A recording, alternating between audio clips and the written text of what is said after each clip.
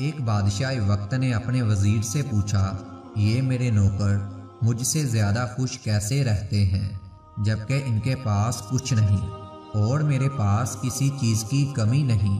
وزیر نے کہا کہ بادشاہ سلامت اپنے کسی خادم پر قانون نمبر 99 کا استعمال کر کے دیکھیے۔ بادشاہ نے اپنے وزیر سے پوچھا، اچھا یہ قانون 99 کیا ہوتا ہے؟ اس نے کہا، بادشاہ سلامت ایک صراحی میں 99 درہم ڈال کر صراحی پر لکھیے، اس میں تمہارے لیے 100 درہم کا ہدیہ ہے۔ رات کو کسی خادم کے گھر کے دروازے کے سامنے رکھ کر اس کا دروازہ کھٹکا کر کہیں چھپ جائیں اور پھر تماشا دیکھ لیجئے۔ بادشاہ نے جیسے وزیر نے سمجھایا تھا ویسے ہی کیا۔ بادشاہ نے ایک صراحی لی، اس میں 99 درہم ڈال دیے اور اس پر لکھ دیا کہ یہ 100 درہم تمہارے لیے ہدیہ ہے، شوق سے رکھ لو۔ بادشاہ نے ایک خادم کے دروازے پر اسے رکھ دیا، اپنے خادم کا دروازہ کھٹکایا اور چھپ گیا، اور بادشاہ چھپ کر سارا تماشا دیکھ رہا تھا۔ اندر سے اس کا خادم نکلا، وہ صراحی اٹھائی اور گھر چلا گیا۔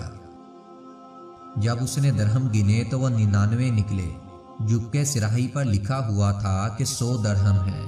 اس نے سوچا کہ یقیناً ایک درہم کہیں باہر گم ہو گیا ہوگا۔ خادم اور اس کے تمام گھر والے سب باہر نکلے اور ایک درہم کی تلاش شروع کر دی۔ ان کی ساری رات اسی تلاش میں گزر گئی۔ خادم کا غصہ دیکھنے کے قابل تھا۔ کچھ رات صبر میں اور باقی کی رات بک بک میں گزار دی۔ خادم نے اپنی بیوی اور بچوں کو سست بھی کہا کیونکہ وہ درہم تلاش کرنے میں ناکام ہو رہے تھے۔ دوسرے دن یہ ملازم محل میں کام کے لیے آیا۔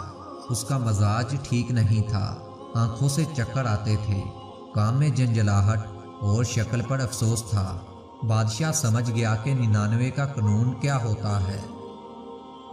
لوگ ان 99 نعمتوں کو بھول جاتے ہیں جو اللہ تعالیٰ کی طرف سے انہیں عطا کی جاتی ہیں، اور اپنی ساری کی ساری زندگی اس ایک نعمت کے حصول میں پریشانی میں گزار دیتے ہیں جو انہیں ملی نہیں ہوتی، اور یہ والی نعمت بھی اللہ تعالیٰ کی کسی حکمت کی وجہ سے رکی ہوئی ہوتی ہے، جسے عطا کر دینا اللہ تعالیٰ کے لیے کوئی بڑا کام نہیں ہے، کیونکہ اللہ تعالیٰ جب چاہے جسے چاہے جیسے چاہے عطا کر دیتا ہے۔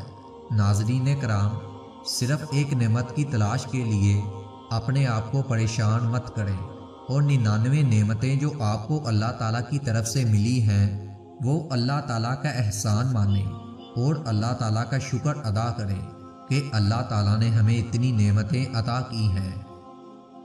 اگر دیکھا جائے تو ہمارے اعمال اس طرح کے نہیں ہیں کہ ہم جیسے لوگوں کو یہ نعمتیں عطا ہوں۔